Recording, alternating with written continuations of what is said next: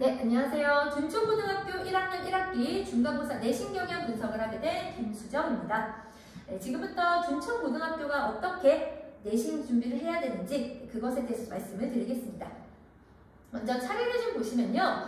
내신 유형과 범위별로 이제 분석을 어떻게 되어 있는지를 좀 볼 거고요. 그런 다음에 그걸 바탕으로 학교 내신, 둔촌고는 어떤 학교인지 그런 내신 특징을 조금 말씀을 드리려고 합니다. 그리고 그런 바탕으로 중간고사 대비 방법은 어떻게 이루어져야 하고, 그리고 우리 학원만의 어떤 차별화된 시스템이 뭔지 그거를 좀 설명을 드리고자 합니다.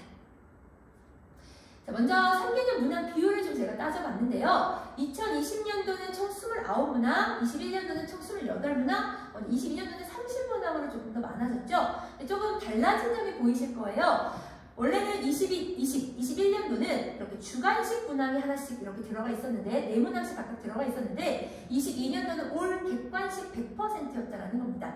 그래서 아이들이 사실 객관식을 더 선호하는 입장도 좀 있는데, 그렇게 지금 반영이 되어 있었다는 걸 볼 수 있습니다. 그렇다면 이제 어떤 영역들로 좀 들어가 있냐라고 보자면요. 2020년도에는 그렇게 문학 비중이 좀 더 높죠. 그리고 문학하고 문법, 이제 매체라고 하는 부분이 조금씩 들어가 있었습니다. 21년도도 마찬가지였고요. 뭐 매체는 그냥 기사문 이런 것들이 좀 수록되어 있었다는 거. 그리고 이제 20년도로 가시면 문학과 문법의 비중은 똑같습니다. 그래서 이렇게 지금 대체적으로 이 부분이 가장 많은 부분을 차지하구나. 그리고 이제 독서 지문이라서 조금 더 비문학 부분이라든가 이런 게 좀 들어가 있는 부분이죠. 3개년을 우리가 출제 범위를 한번 보자면요. 어떤 학교들은 이 출제 범위가 순차적인 학교도 있고요. 또 다른 학교들은 순차 범위가 아니라 뒤죽박죽거리는 그런 범위도 있습니다. 자, 그런데 둔촌고등학교 같은 경우 이제 어떠냐라고 본다면요. 이렇게 20년도에는 뭐 1단원, 2단원, 4단원, 5단원 이렇게 들어가는 경우가 있죠. 그러니까 순차적이보다는 이렇게 좀 건너뛴다라는 걸 좀 볼 수가 있습니다. 그래서 이제 1단원부터 해서 5-1단원 문법이 이제 들어가고 있고요. 자, 그리고 21년도에서도 마찬가지 문법 5-1단원은 늘 1학년 1학기 중간고사 때 들어가고 있습니다. 그리고 2022년도도 마찬가지 이렇게 5-1단원은 늘 들어갑니다. 그래서 문법, 문학은 반복되는 것으로서 공통된 범위에 들어가 있죠. 그리고 이제 헌법과 장문에서 2022년도에는요, 그 토론 관련된 이야기가 여기에 들어가 있다는 거. 지금 범위 자체가 좀 순차적으로도 비슷하게 지금 연결되고 있다는 거 좀 하나 아실 수 있겠죠? 좀 예측은 된다라는 거. 문학 아마 이거랑 5-1단원 같은 경우는 반드시 들어가겠구나 라고 예상해 볼 수가 있습니다. 그렇다면 중간고사 영역별 그 출제 경향을 제가 한번 좀 말씀을 드리자면요. 둔촌고등학교 같은 경우는 문학은 문학 기본 개념 같은 문제가 좀 많이 나오는 편입니다. 그래서 뭐 화자 상황을 묻는다라든가 태도를 묻는다라든가 또는 뭐 표현상 특징 또 표현법과 같이 문학 개념을 조금 더 중점을 두고 있고요. 자, 그래서 뭔가를 좀 적용되는 문제라든가 심화된 문제이기보다는 기본적인 것을 꼭 다 살피고 간다면은 충분히 풀 수 있는 그런 부분이 있다는 것이죠. 그리고 교과서 본문과 학습 활동을 연계해서 문제를 굉장히 많이 출제하고 있습니다. 그래서 그런 것들에서 학습 활동을 절대 놓치시면 안 된다는 걸 제가 늘 강조를 하죠. 자, 그리고 난이도는 늘 중이고요. 난이도는 항상 중 정도라고 보시면 되겠고요. 2021년도에 외부 작품 시간 이제 한 지문이 출제되긴 했었는데요. 외부 지문이 많이 출제되고 있지는 않다라는 거 좀 알아두시면 좋을 것 같습니다. 또 문법도 보시면 필수 개념을 암기하는 부분으로서 그 암기가 잘 되어 있다면 그런 문제들은 얼마든지 그것을 잘 풀어낼 수 있다라는 거예요. 그래서 난이도가 많이 어렵지는 않고요. 모의고사 문제를 변형해서 출제하기도 하더라고요. 그래서 이제 그런 부분들이 좀 있다라는 거. 모의고사 형식의 문법 문제를 좀 더 많이 풀어본다면 혹시 낯선 어떤 그런 유형이 나왔을 때도 당황하지 않을 수 있다라는 거죠. 그래서 그런 문제도 좀 풀리고 있습니다. 그래서 그렇게 해야지만 아이들이 사실 좀 100점 1등급에 가까운 점수를 얻을 수가 있게 되죠. 뭐 하나라도 차별화돼야지만 등급을 올릴 수 있다는 게 항상 그런 내신의 모습이죠. 자, 그리고 주관식은요, 조건에 맞춰 쓰기보다는요, 둔촌고 같은 경우는 단답형으로 구성이 좀 많이 되어 있습니다. 짤막짤막하게 어떤 핵심어를 좀 들어갈 수 있게끔, 그래서 뭐 괄호 안에 넣는다라든가, 이 AB에 들어갈 말은 이런 것들을 좀 묻고 있어서 그런 핵심어 찾는 것들, 그 연습이 좀 필요하고요. 교과서 본문 이해 및 암기는 좀 철저히 하게 된다면 이런 주관식 부분에서는 유리하게 작용될 수가 있습니다. 그래서 많이 어렵고 뭔가 힘들어하는 부분은 아니라는 걸 좀 말씀드리고 싶어요. 자, 그렇다면 중천고 1학기 중간고사 내신 특징 다시 한번 정리를 해보자면요. 시험 난도가 많이 어렵진 않고요. 좀 평이하게 출제되는 편이라는 겁니다. 그래서 외부 지문 출제 비중이 낮기 때문에 좀 그렇게 아이들이 느낀다라고 생각하시면 되실 것 같고요. 그래서 더 중요한 건 교과서 본문을 이해하셔야 되고요. 또 그걸 가지고 필수적인 개념은 분명 있습니다. 그걸 암기해야 되죠. 그래서 사실 내신은 암기를 해야지만 어느 정도 어떤 점수가 좀 오를 수 있습니다. 그러한 노력은 항상 뒷받침이 되어야 하고요. 또 변별력을 위해서 당연히 분명 한 두세 문제 정도는 또 난도가 좀 있는 문제가 출제가 될 수밖에 없습니다. 변별력을 주기 위해서. 그래서 어떤 그런 심화나 외부 연계 지문에 대한 대비는 좀 필요한 편이죠. 그래서 2021년 기준에 1등급이 96점이었고요. 2등급은 한 91점 정도였거든요. 그렇기 때문에 한 문제 차이로 또 2등급이 될 수도 있고 또 더 떨어질 수도 있는 것이기 때문에 항상 시험 난도가 어렵지 않아서 최고점의 점수를 받을 수 있도록 또는 100점 또는 1개 이런 식으로 어떤 부분 안에서 실수가 좀 많이 없어야 하기 때문에 많은 요소들을 대비가 해야 된다는 거. 자, 그리고 네 번째는요. 서술형에 대한 부담보다는요. 객관식 선지 문제에 좀 중점을 두고 공부하는 게 준총원은 더 유리하다는 말씀을 드리고 싶습니다. 그래서 서술형을 막 연습하는 것도 당연히 해야 되죠. 그렇지만 항상 기본적인 것을 먼저 하셔야 되고요. 그리고 그와 관련돼서 그 개념들과 관련해서 문제를 풀어보고 선택지를 조금 더 꼼꼼히 분석하는 게 더 중요하다는 거. 그걸 좀 말씀드리고 싶습니다.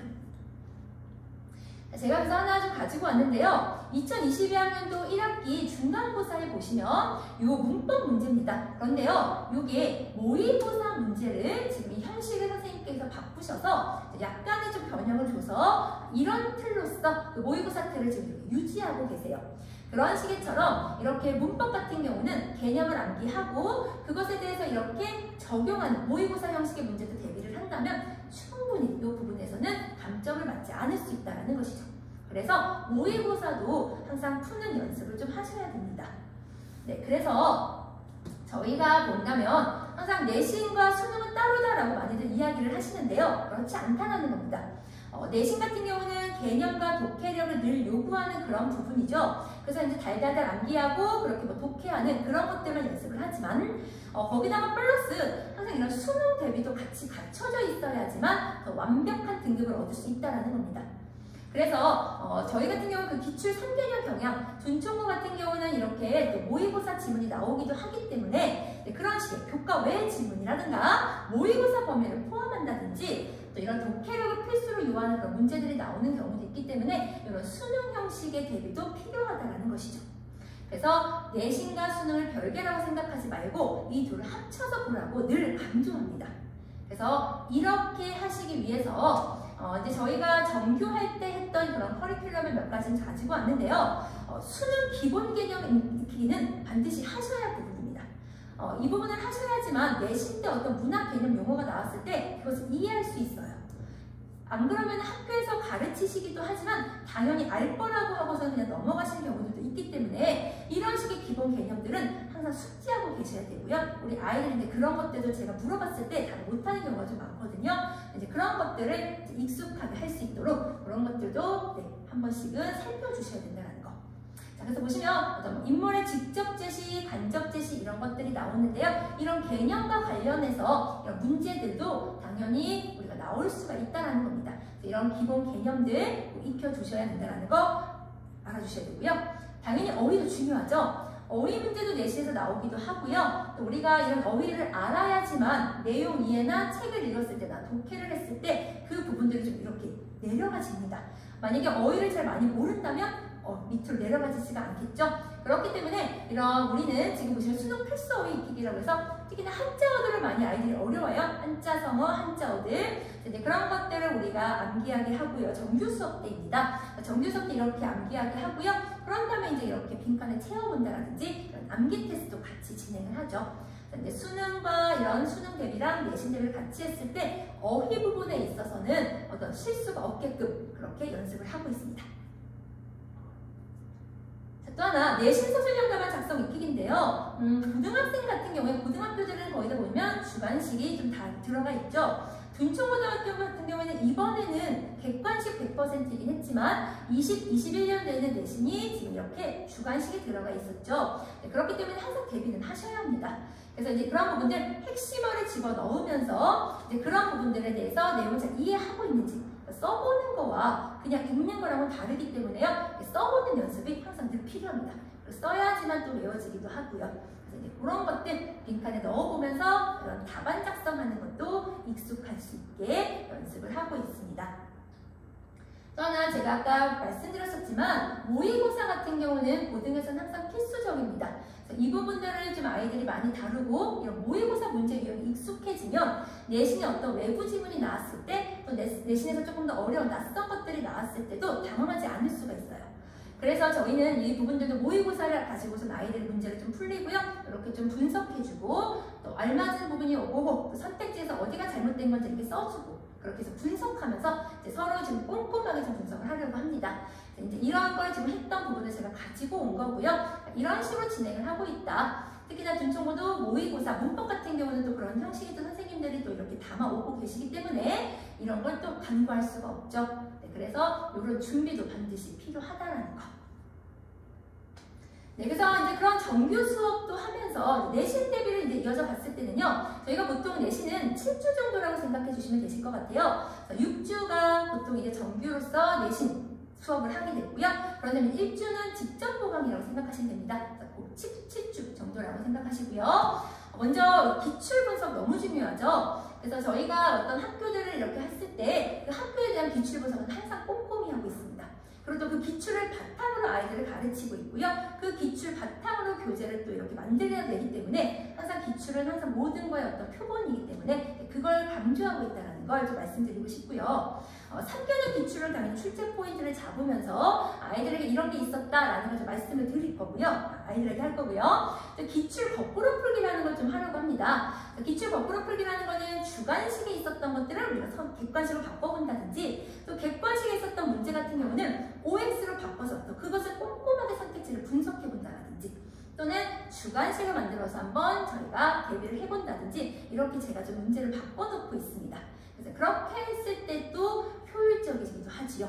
그래서 훨씬 그 작품에 대해서 또 학교가 지금 어떤 것에 초점을 두고 있는지가 명확히 보이기 때문에 이거는 반드시 하는 게 가장 좋습니다. 자, 그 다음에 필수 개념과 뭐 수능형 문제 대비라고 되어 있어서요.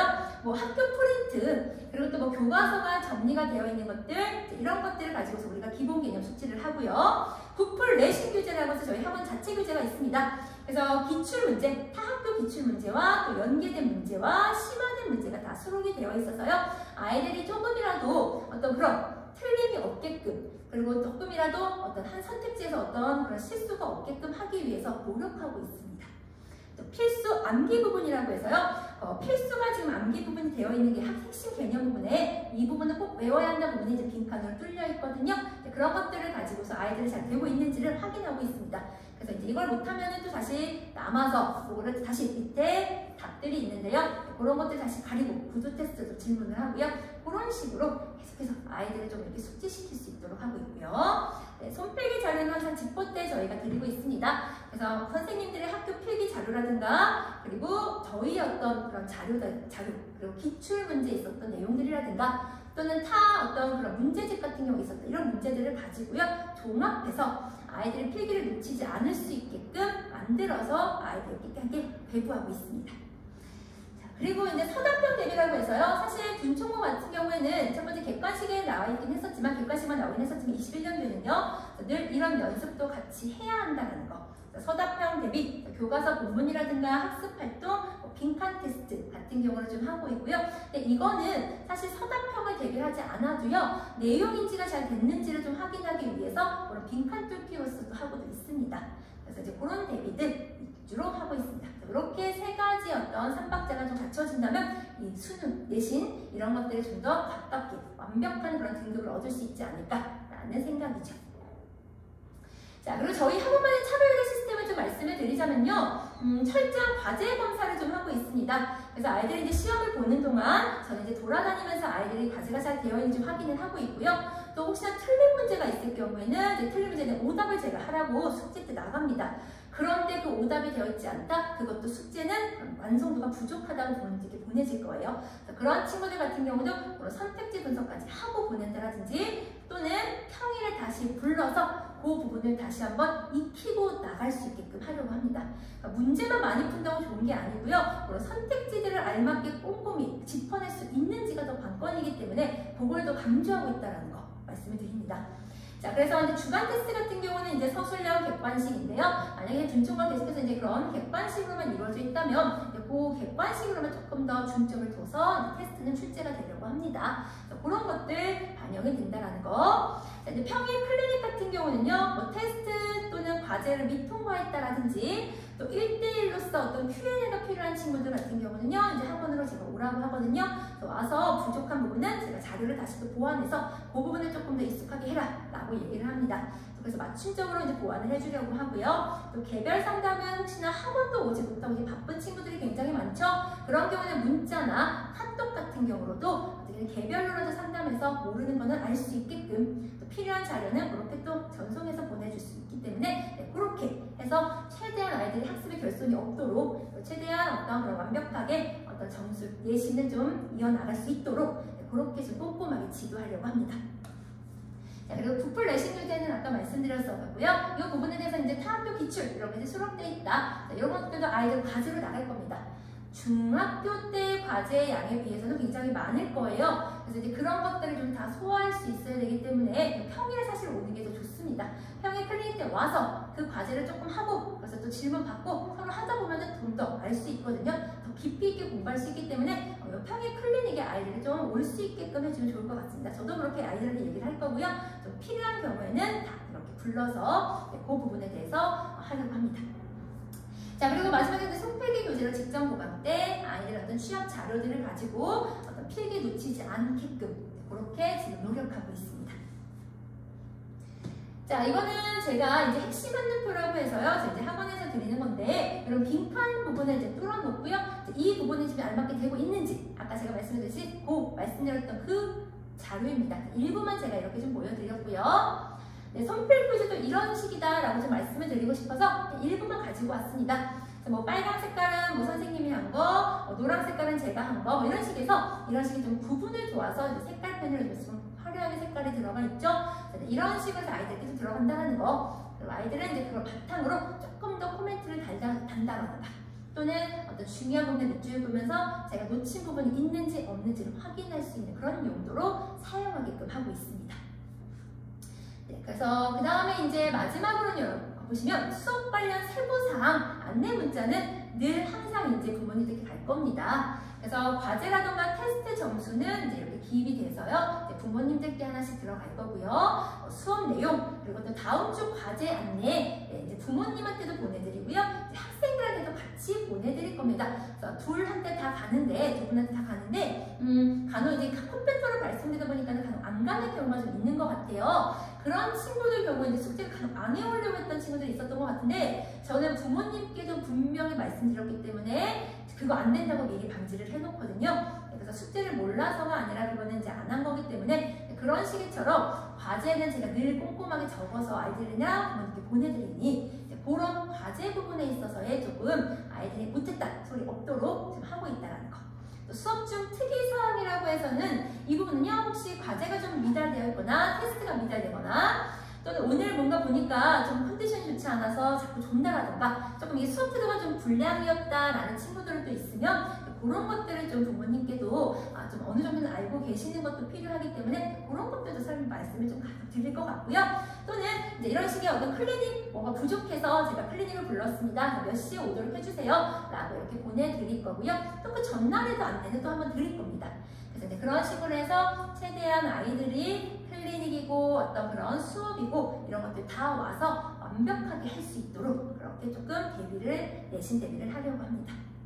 네, 그래서 마지막에는 그래서 클리닉 일정과 제시험 일정 안내드린다는 그런 내용이 이렇게 문자 안 속에 들어가다 보니 좀 깁니다. 그래서 이제 그런 식으로 나와 있다 정도만 기억을 해주시면 좋을 것 같습니다. 네, 그래서 여기까지 지금 이제 준초고등학교 내신 대비가 어떻고 특징이 어떻고 어떻게 대비를 하면 좋을지에 대해서 말씀을 드렸고요. 네, 여기서 그러면 이상 마치겠습니다. 네, 감사합니다.